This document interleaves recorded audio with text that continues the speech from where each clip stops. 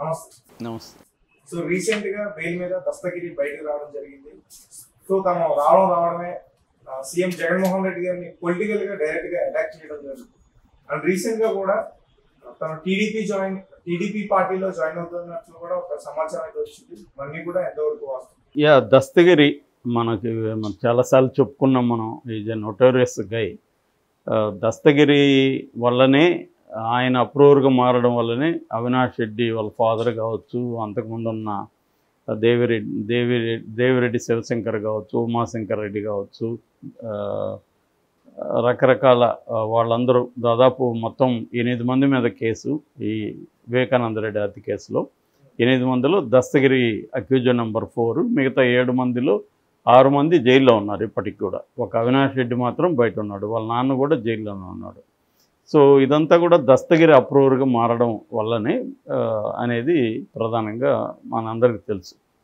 అయితే దస్తగిరి ఏంటంటే ఇప్పుడు మామూలుగా వివేకానంద రెడ్డి లాంటి ఒక పాపులర్ ఫిగర్ని హత్య నేనే చేశాను, నేను గొడ్డలతో ఎలా నరికాను అంతా కూడా అతను డీటెయిల్గా చెప్తున్నాడు. పోలీసులకు చెప్పేది ఒక అంశం, ఎందుకంటే వాళ్ళ ఇంట్రాగేషన్లో పోలీసులకి ఏం చెప్తాడనేది వేరే అంశం. కానీ ఇతను బయటకు వచ్చి ఏదో అదంతా తన గొప్ప కార్యం అన్నట్టుగా మీడియాతో చెప్తున్నాడు. ఎలా చంపాడు, వాడు ఎలా నరికాడు, నేను ఎలా నరికాను అని చెప్తున్నాడు నీట్గా. నిజానికి ఏంటంటే కోర్టు అనేకసార్లు ఇలాగ బయట చెప్పొద్దు, ఈ కేసు గురించి మాట్లాడొద్దని అనేకసార్లు సుప్రీంకోర్టు చెప్పింది, అయినా వినట్లేదు. రెండవది ఏంటంటే ఇది పొలిటికల్ హత్య అయిపోయింది. పాలిటిక్స్కి దీన్ని ఉపయోగించుకోవడం జరిగింది. 2019లో జగన్ దీన్ని తనకు అనుకూలంగా ఉపయోగించుకోవడానికి తెలుగుదేశం మీద వేసేశారు. తెలుగుదేశం వాళ్ళే చేశారు దీన్ని. చంద్రబాబు చేయించాడు. నారాసుర రక్త చరిత్ర అని చెప్పి బుక్కులు వేసి దాన్ని ప్రచారం చేసి కొంతవరకు తనకు మైలేజ్ జరిగింది. దాని తర్వాత తెలుగుదేశం వాళ్ళు ఏం చేశారంటే అప్పుడు మరి ఎందుకు వాళ్ళు మేల్కోలేదో ఈ అంశం మీద తెలియదు, కానీ తర్వాత దీన్ని జగన్ అకౌంట్లో వేయాలని వాళ్ళు తీవ్రంగా ట్రై చేస్తున్నారు. ఈ ఎలక్షన్లో కూడా దాన్ని జగన్ అకౌంట్లోకి వేసేసి జగనే హూ కిల్డ్ బాబాయ్ అంటే జగనే బాబాయిని చంపాడని అన్ని చోట్ల వీలైన అన్ని చోట్ల చేస్తున్నారు. దాంతోపాటు బుక్కు కూడా వేశారు. నారాసుర వాళ్ళు అప్పుడు నారాసుర వేస్తే వీళ్ళు జగనాసుర రక్త చరిత్రను వీళ్ళేశారు.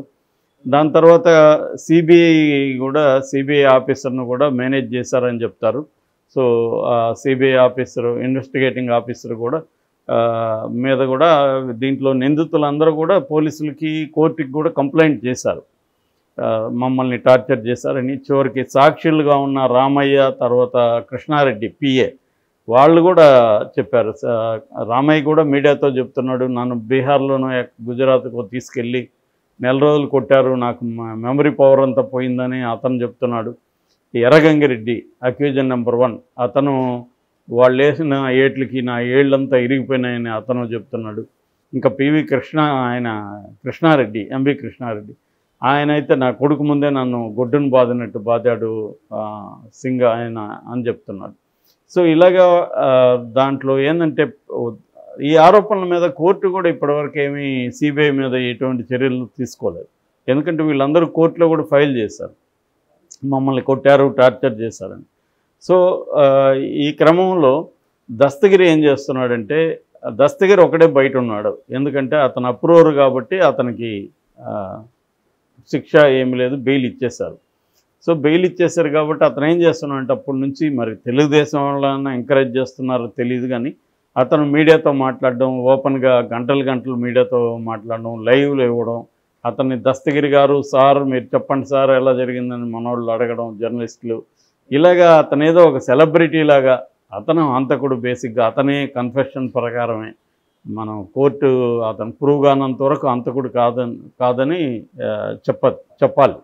కానీ నేనెందుకు అతను హంతకుడు అంటున్నా, అతనే చెప్తున్నాడు నేను హత్య చేశానని. కాబట్టి మరి అంత సెల్ఫ్ కన్ఫెస్డ్ హంతకుడు అతనికి ఏం పని అసలు ఈ హత్య గురించి బయట మాట్లాడాల్సిన పని ఏముంటుంది?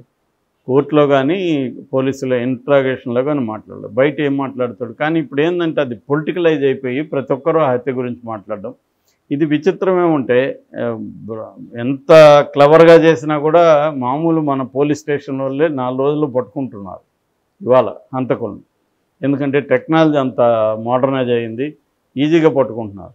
కానీ ఇక్కడ సిబిఐ దేశంలోనే one of the best investigating agencies, అది పట్టుకోలేకపోతుంది. 2019లో జరిగితే ఇప్పుడు 5 years అయింది. ఇప్పటివరకు అది ప్రాపర్గా చేసి ఆ కేసులో ఎన్ని లొసుగులు ఉన్నాయో ఇక్కడ సాక్షాత్తు హైకోర్టు జడ్జి గారు 16 ప్రశ్నలు సిబిఐకి వేశాడు. ఆ ప్రశ్నలు అంటే అర్థం ఏంటంటే అన్నీ డౌట్లే. అలాంటి ఇన్వెస్టిగేషన్ చేస్తుంది. ఇదే కాదు, చాలా చోట్ల సిబిఐ చేయలేదా అనేది కాదు, సిబిఐ బ్రహ్మాండంగా చేయగలదు. ఎందుకంటే ఎక్కడో ఏదో ప్రాబ్లం కొడుతుంది. సో ఇది అందువల్ల తేలకపోవడం వల్ల ఏమవుతుందంటే ఇతను అప్పుడప్పుడు రెచ్చిపోవడం, ఇతనికి పైగా సెక్యూరిటీ ఇచ్చారు. జగన్ ప్రభుత్వం ఏంటంటే ఇతనికి ఏమన్నా అయితే మన మీద వస్తుంది, మళ్ళీ అది పొలిటికల్గా ఇబ్బంది అని చెప్పి 5 మంది సెక్యూరిటీ ఇచ్చారు అతనికి, 5 మంది పోలీసులు. సో 5 మందిని పెట్టుకొని ఇతను ఎస్కార్ట్ పెట్టుకొని ఇతను ఏంటంటే పంచాయతీలు చేయడం, బెదిరించడం, కిడ్నాపులు చేయడం ఇవన్నీ చేస్తున్నాడు. అతని మీద కేసులు వరుసగా నమోదవుతున్నాయి. అలాగే ఒక 86 రోజులు 2 కేసుల్లో జైల్లో ఉండి ఇప్పుడు బయటకు వచ్చాడు. రాగానే అతనికి వాళ్ళ భార్య షబానా రక్తం లాగా దిద్దింది.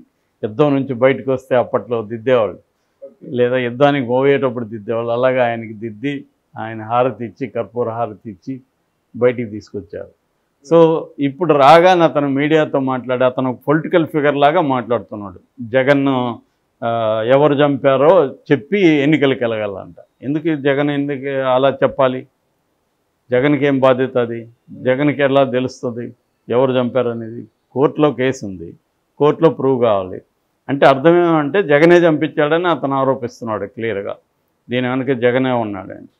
సో అది ఎన్నికలకు వెళ్ళేది అలా వెళ్ళాలి, నేను భయపడను, నన్ను ఎవడూ భయపెట్టలేడు ఇలా మాట్లాడుతాను. ఇప్పుడు ఇంక ఎట్లాగూ షర్మిల కూడా తెలుగుదేశంతోనే కలిసి పనిచేస్తుంది కాబట్టి ప్రాబ్లం లేదు. అంటే ఇండైరెక్ట్గా వాళ్ళ ఆరోపణలు కూడా అలాగే ఉన్నాయి. ఏదేమైనా తెలుగుదేశం మీడియానే అతను హైలైట్ చేస్తుంది. ఆంధ్రజ్యోతిలో చూస్తే ఈరోజు ఫ్రంట్ పేజీలు వేశారు అతన్ని. నిజానికి అతను ఫ్రంట్ పేజీలు వేసే క్యాండిడేట్ అతను. సో అలాగా ఉందంటే అర్థమేమి? వీళ్ళకు ఉపయోగపడంగా అంటే జగన్కి యాంటీగా ఇప్పుడు తెలుగుదేశం దాన్ని ఉపయోగించుకుంటుంది. జగన్ ఏమో 2019లో ఈ కేసును ఉపయోగించుకున్నాడు. నిజానికి వీళ్ళిద్దరికీ చిత్తశుద్ధి లేదు. చంద్రబాబుకి తెలుగుదేశానికి చిత్తశుద్ధి ఉంటే వాళ్ళ గవర్నమెంట్ ఉన్నప్పుడే కదా హత్య జరిగింది. 3 నెలలు మళ్ళీ గవర్నమెంట్ ఉండింది హత్య జరిగినాక కూడా. ఎందుకు వీళ్ళు ఎవరు చంపారో బయట పెట్టలేకపోయారు? వాళ్ళ 2 రోజుల్లో పట్టుకుంటున్నారు. వీళ్ళు ఎందుకు బయట పెట్టలేకపోయారు? బయట పెట్టి ఉండాలిగా, జగనే చేస్తుంటే. వీళ్ళు పెట్టలేకపోయాడంటే అర్థమేమి?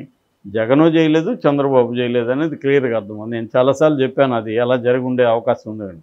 ప్రొఫెషనల్ మర్డర్ కాదనేది ఎవరికైనా ఈ హత్యల మీద, క్రైమ్ మీద నాలెడ్జ్ ఉన్న వాళ్ళకి ఎవరికైనా అర్థమవుతుంది. ఎందుకంటే అర్ధరాత్రి చంపినోడు తెల్లారితో అందరు ఎదురుగా బ్లడ్ క్లీన్ చేస్తారా? అప్పుడేం చేస్తున్నారు? అర్ధరాత్రి నుంచి ఆ క్రైమ్ సీన్ వాళ్ళ కంట్రోల్లోనే ఉంది కదా. వాళ్ళు ఎవడైనా ప్రొఫెషనల్ ఏం చేస్తాడు? అసలు ఫస్ట్ ఆఫ్ ఆల్ అంత రక్తం వచ్చేటికి చంపాల్సిన అవసరం లేదు. ఆయన చంపడానికి అంత బ్లడ్ ఎందుకు వస్తుంది? ప్రొఫెషనల్ చంపితే అలా ఉండదు. ఒకవేళ అలాగా చంపినా క్లీనింగ్ ఉంటుంది అప్పుడే. ప్రొఫెషనల్లో ఎప్పుడు కూడా హత్య రెక్కి ఎలా చేయాలి, హత్య ఎలా చేయాలి, చేసిన తర్వాత క్లీనింగ్ ఎలా చేయాలి, దాని తర్వాత ఎవరు సరెండర్ అవ్వాలి, ఎవరు లాయర్లను పెట్టుకోవాలి, ఈ ప్రాసెస్ అంతా ముందే ప్లాన్డ్గా జరుగుతుంది ఒక హత్య చేస్తే. ఇదేమీ లేదు. ఇది క్లియర్గా ఏంటంటే ఒక కసితో చంపినట్టుగా కనపడుతుంది. ఇతను చెప్పిన ప్రకారం కూడా గుండెల మీద తన్నాడు, తర్వాత నేను గొడ్డలతో అతన్ని చెయ్యి మీద నరికాను, ఇవన్నీ చెప్తున్నాడు. ఇవన్నీ ఒక ప్రొఫెషనల్ టీమ్గా, అసలు వీళ్ళెవరు కూడా ప్రొఫెషనల్ టీమ్ కాదు. ఎవరన్నా జగన్ లాంటి వాళ్ళు చేస్తే ప్రొఫెషనల్గా ఉంటుంది వ్యవహారం. అదేమీ లేదు. ఇప్పుడు పరిటాల రవి చూడు ప్రొఫెషనల్గా ఉంది. దాంట్లో అక్కడ వాళ్ళే ఆయనకి ఎవరైతే సెక్యూరిటీ ఉన్నారో పోలీసులు వాళ్ళే సహకరించారు, క్లియర్గా అర్థమవుతుంది అక్కడ. అంటే అందుకని మనం ఏ ప్రొఫెషనల్ హత్యలు పరిశీలించినా కూడా ఇంత ఘోరంగా ఉండదు. అందుకని దీన్ని కనిపెట్టడం అనేది పోలీసులకి 2 రోజుల్లో పని. సో కానీ వాళ్ళు దీన్ని చెప్పదలుచుకోలేదు. ఎందుకంటే దీన్ని పొలిటికల్గా ఉపయోగిద్దామని తెలుగుదేశం అప్పుడు అనుకునింది, కానీ వాళ్ళు ఉపయోగించుకోలేకపోయారు. జగన్ బ్రహ్మాండంగా ఉపయోగించుకున్నాడు. ఇప్పుడు తెలుగుదేశం దీన్ని ఉపయోగించుకుందాం అనుకుంటుంది. మేబీ షర్మిల కూడా రంగంలోకి దిగచ్చు. ఇంకా 4 రోజులు పోతే దీని మీద కూడా ఆమె కూడా రావచ్చు.